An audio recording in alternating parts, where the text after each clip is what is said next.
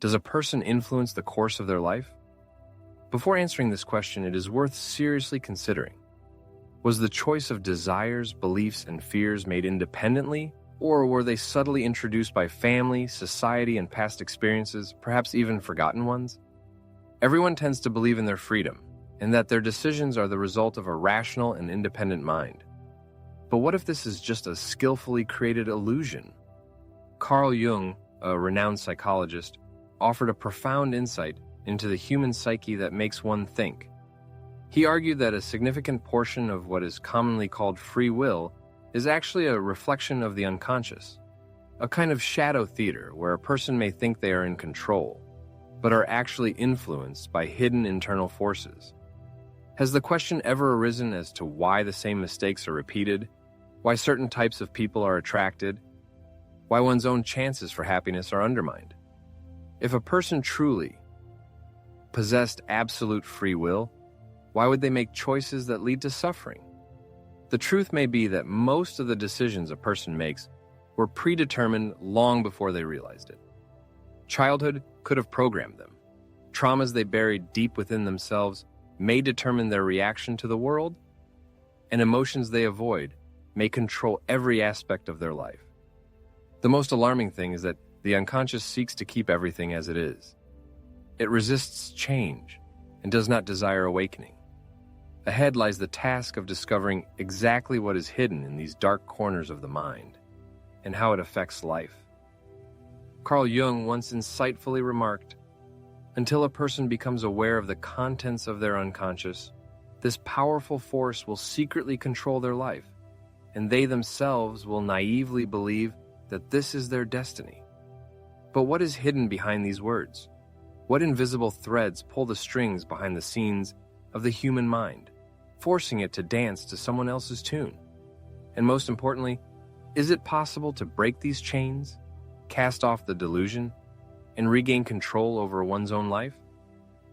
Perhaps someone self-confidently believes that the answers are already known. But it is worth thinking again, because what is revealed is capable of forever changing the perception of oneself.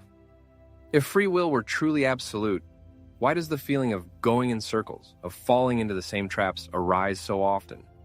Why, despite firm promises to change, to become better, to make the right choice, does a person repeatedly return to old, destructive patterns of behavior? The problem is not at all a lack of willpower or rational thinking. The root of the problem lies much deeper, in the realm of the unconscious. The great psychoanalyst Carl Jung deeply understood that the unconscious is not just a repository of forgotten memories or suppressed desires. It is a dynamic, living force that subtly, insidiously influences every decision long before it is realized.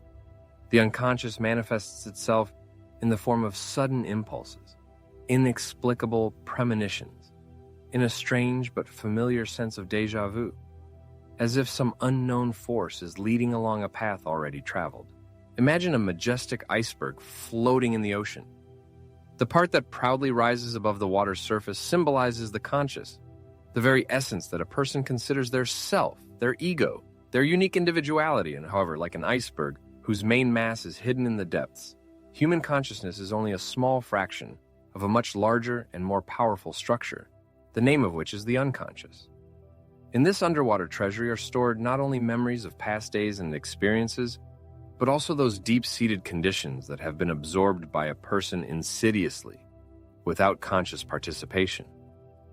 Values passed down from generation to generation in their family, the unwritten laws of society, beliefs ingrained in consciousness in early childhood. All this becomes an integral part of a complex system that determines decision-making. And even if a person has never questioned the truth of these values, they continue to exert a colossal influence on their life. Here's a vivid example illustrating this concept. A person who repeatedly falls in love with those who cause them pain. On a conscious level, they strive for healthy, harmonious relationships, convincing themselves that this time, everything will be different. But, as if bewitched, they repeatedly fall into a vicious cycle of suffering. Why is this happening? The reason lies in the unconscious, where a connection between love and suffering is firmly rooted. Perhaps in childhood, this person received the attention they so desperately needed only in moments of sadness or vulnerability, or they grew up in an atmosphere where attachment was inextricably linked to emotional instability. This experience left an indelible mark in the depths of their mind, like a hidden program, imperceptibly functioning in the background. Unbeknownst to themselves, people repeatedly strive to reproduce the same behavioral patterns, as the primary task of the unconscious is to maintain a sense of familiarity. The unconscious resists change, programmed to protect individuals by keeping them within the bounds of familiar and known schemas. This means that even when it seems a decision is made rationally and deliberately, the mind has long since made its choice. But how to break this vicious cycle? How to break free from this invisible prison that controls a person's life while remaining unnoticed?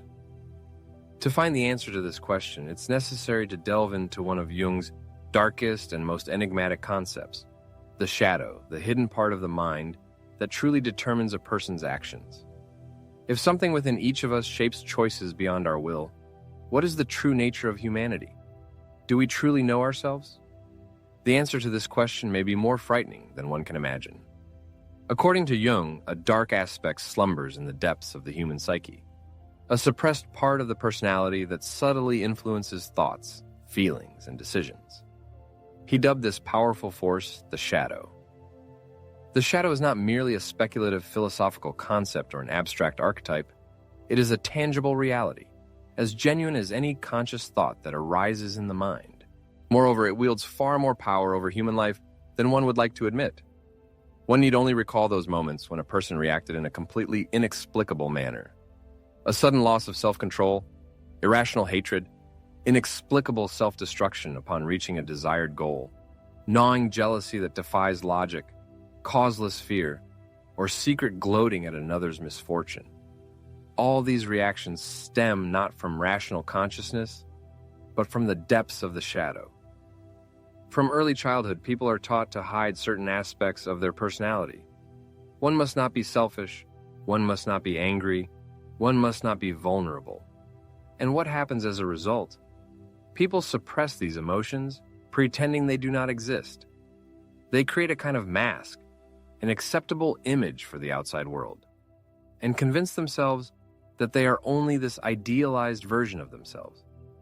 However, what has been suppressed does not disappear without a trace.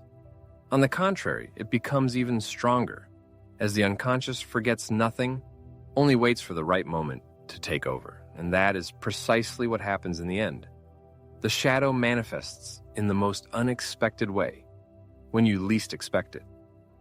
Shadow aspects of personality manifest in our relationships with others, when we uncritically condemn in others the qualities we deeply reject in ourselves. Have you ever noticed how certain character traits or actions of other people cause you particularly strong irritation? Perhaps a self-assured colleague, causing antipathy, actually reflects your own insecurity and desire for greater self-confidence. Or the impulsiveness of an acquaintance, causing anger, may be related to your upbringing, where suppressing desires was considered the norm. This is how the shadow side of personality is projected onto others. However, the shadow can manifest in more dangerous forms. It can push a person to self-sabotage, provoke situations that amplify deep-seated fears, and turn suppressed desires into obsessions. Isn't it tragic when people trying to escape from something end up right in front of it? The shadow subtly guides them, depriving them of conscious choice. And here arises a key question. As long as a person ignores their shadow, they will not be able to control their life. It will seem that decisions are made independently, but in reality they are dictated by those aspects of personality with which they refuse to reconcile. A person may think they are choosing their own path, but in reality they are only following an invisible script written by those parts of their self that remain imprisoned in darkness. If we assume that the deep forces of our minds secretly control our actions, a logical question arises about the influence of the external world. Aren't we under the influence of something larger, predetermining our destiny from birth? To understand this, it's necessary to look beyond personal experience and question the established notion of oneself as an independent person living in a free society. Given that the unconscious already has a hidden impact on an individual level, it's worth considering the consequences of the influence of a society programmed to shape our thinking, behavior, and even feelings. From the first days of life, even before self-awareness, we are exposed to the influence of the world, culture, and unspoken rules that define what is considered right and wrong. All of this creates a complex mental labyrinth from which few manage to escape. Do we truly choose our beliefs independently, or are they imposed upon us by family, education, media, and religious institutions? From childhood, we are taught to conform to specific standards, avoid certain behaviors, and strive for particular goals. The pursuit of a stable job, a beautiful home, and social recognition is not innate. These ideas are subtly implanted into our consciousness without our awareness. We are convinced that these are our own desires because that's what is accepted. But the question that few ask is, accepted for whom? Modern society, like a skilled puppeteer, aims not to cultivate genuinely free individuals, but to mold conformists who obediently follow a predetermined path. This path represents a predictable sequence of stages: obtaining an education, engaging in employment, excessive consumption, and unquestioning obedience to established rules. To ensure that no one deviates from this trajectory, a powerful tool is employed: emotional programming, skillfully influencing feelings and the subconscious. From a very young age, individuals learn that any deviation from accepted norms is fraught with consequences. A person begins to feel guilt if their thoughts diverge from the opinion of the majority, experiences fear of challenging authority, and strives for the same benefits as everyone else because the most terrible punishment for the human psyche is loneliness and isolation. But what happens when everyone around has undergone similar programming? A system arises in which each individual only reinforces the illusions of another. Social media, for example, persistently promotes the idea of happiness based on consumption and external validation. We are led to believe that to achieve happiness, it is necessary to travel extensively, possess a flawless figure, and constantly showcase our successes. Otherwise, we cannot avoid feeling like a failure. However, who established these standards? Why does this insatiable need to conform to them arise? The answer is simple. Society has created this scale for measuring human worth. And thus, a person becomes a hostage in an endless pursuit of something that was never their true desire but merely imposed from the outside. However, perhaps the most severe manifestation of controlling human consciousness is the very idea of morality. According to Jung, a significant portion of our notions of good and evil stems not from some absolute truth but from collective programming. A person adheres to norms that they have never questioned, avoids certain actions not as a result of deep reflection, but because they have been taught to fear or reject them. The most dangerous aspect is that they are convinced that these rules are their own choice. But what if all of this is just a grand illusion? What if the freedom that a person is sure of is nothing more than an invisible prison? If society is capable of manipulating desires, fears, and even notions of right and wrong, then how much can one trust the decisions being made? Is there a possibility of breaking out of this vicious circle? In search of an answer to this question, Jung left a kind of clue, an indication of the area where the true aspirations of the soul manifest without any censorship, where masks are discarded, and where one can see what truly governs a person. We are talking about dreams. If there is a space where the currents of social conditioning have no power, where the norms that a person follows in real life lose their strength, it is the world of dreams. Carl Jung, the eminent Swiss psychiatrist and founder of analytical psychology, held a revolutionary point of view on the nature of dreams, considering them to be something much more than chaotic fragments of meaningless fantasies.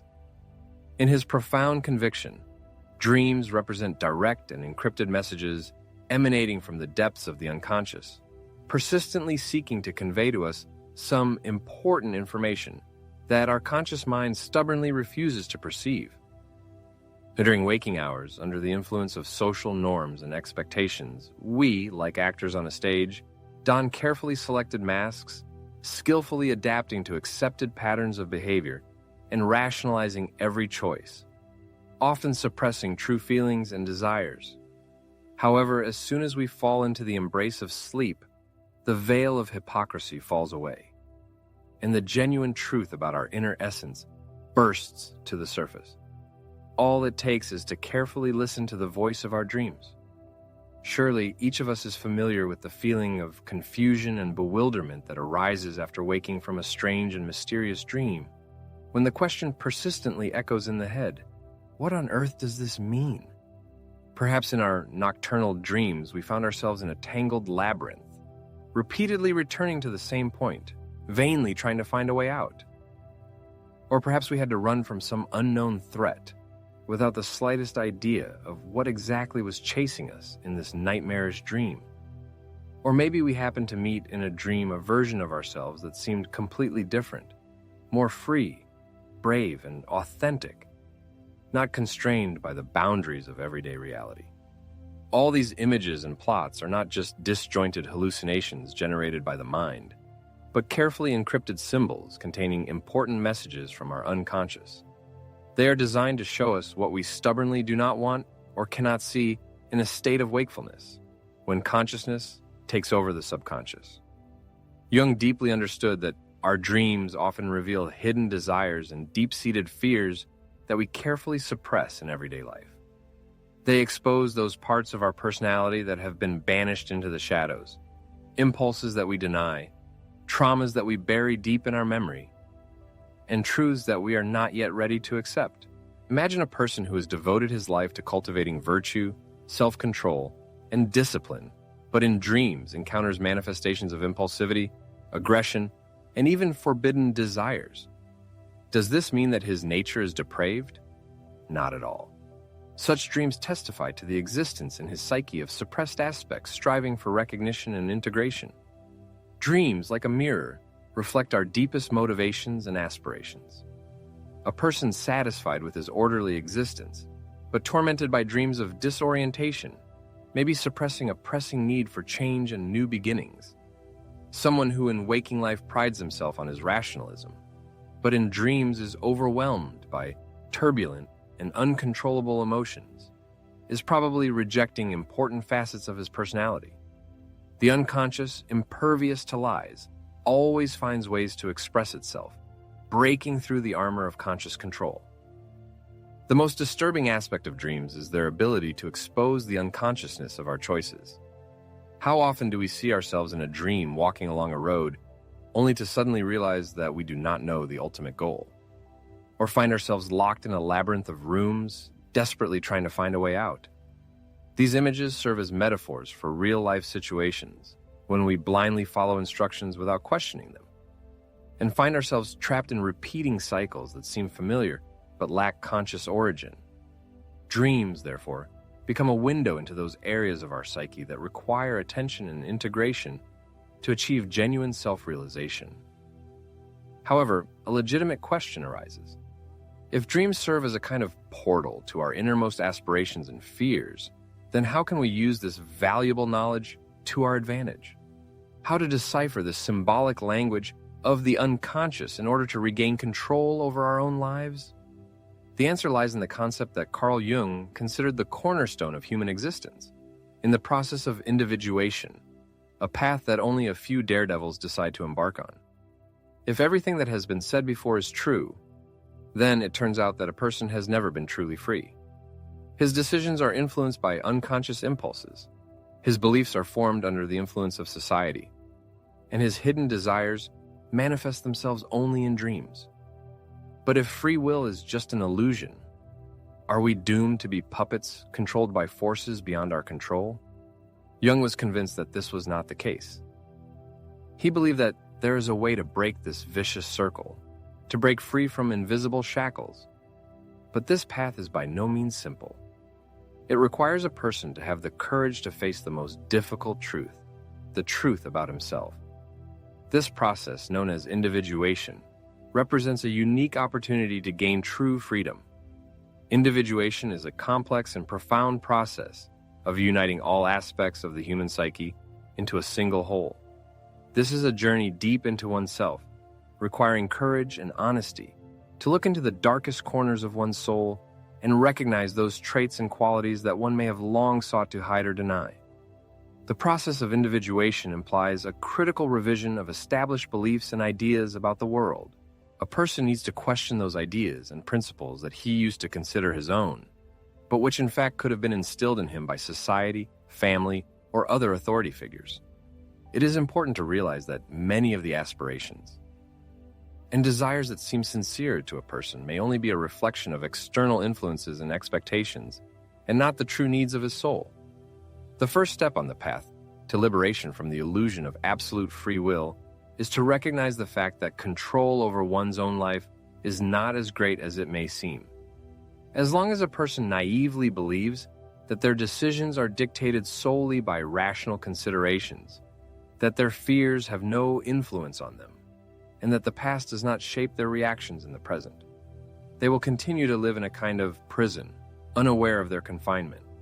The second important step is to identify and become aware of everything that is hidden in the depths of the unconscious. This requires careful observation of one's automatic reactions, repetitive behavioral patterns, and those moments when a person acts impulsively without thinking about the consequences. Dreams also play an important role in this process, as they often carry messages and symbols that the conscious mind tends to ignore. In addition, it is helpful to reflect on the behavior of other people that causes the most irritation, as it can serve as a mirror, reflecting suppressed and unaccepted parts of one's own personality. However, the most difficult task is consciously confronting ingrained attitudes that limit freedom. This requires revising one's own beliefs, abandoning habitual but uncritically accepted patterns of behavior, and choosing paths that, despite fear, correspond to the true essence of the person. It is at this moment that the formation of one's own life begins, and not simply reacting to external circumstances. Individuation is not an end goal, but a continuous process of self-improvement. It is impossible to reach a state of completion as the human psyche is constantly evolving and changing. Nevertheless, each step on this path contributes to the return of a particle of the true self, a world hidden in the depths of the unconscious. In conclusion, the question arises: what happens to those who realize the existence of this invisible prison, while most people live their lives unaware of it?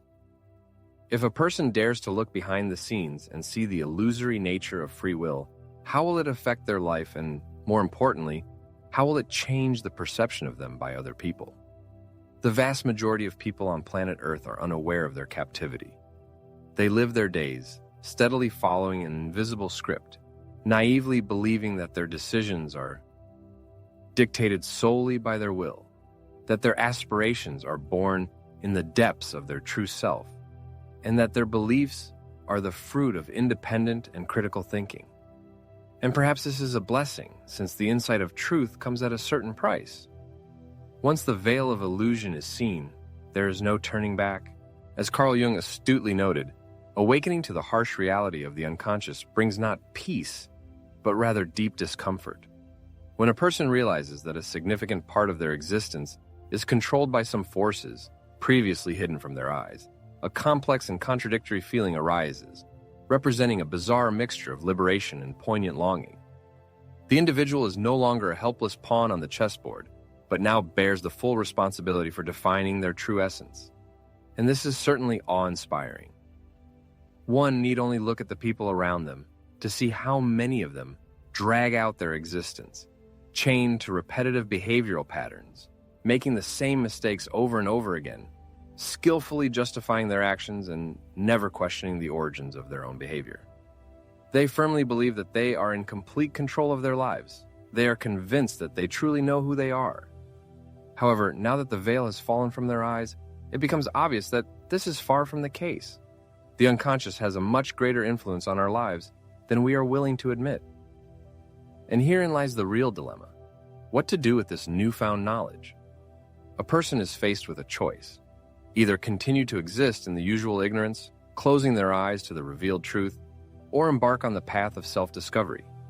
This path involves careful observation of one's inner impulses, critical analysis of one's own beliefs, and questioning the truth of one's desires. However, one should be prepared for the fact that society is not always favorable to those who awaken, because those who realize the illusory nature of the world become an involuntary threat to those who continue to be asleep. It is interesting to consider what specific moment in life became a turning point for a person, causing them to doubt their ability to control their destiny. Perhaps it was a specific situation, an annoying mistake, or a repetitive behavioral pattern that ultimately led to the realization of the limitations of free will. Sharing such experiences can be a valuable stimulus for other people, prompting them to reflect on the nature of reality and their place in it. But one should not stop there. If a person sincerely strives to understand the mechanisms of the mind and the invisible forces that continue to shape their life, they need to deepen their knowledge. The next step on this path of self-discovery may be to study additional materials that will help broaden their understanding and get closer to the truth. The first step has already been taken. Now it is important to continue moving forward without stopping at what has been achieved. Music is the universal language of mankind, capable of overcoming boundaries and uniting hearts. It is a reflection of human feelings and experiences, embodied in harmonious sound combinations. Musical art, existing in various forms and genres, has a unique power to influence a person's emotional state, inspiring, comforting, and bringing joy.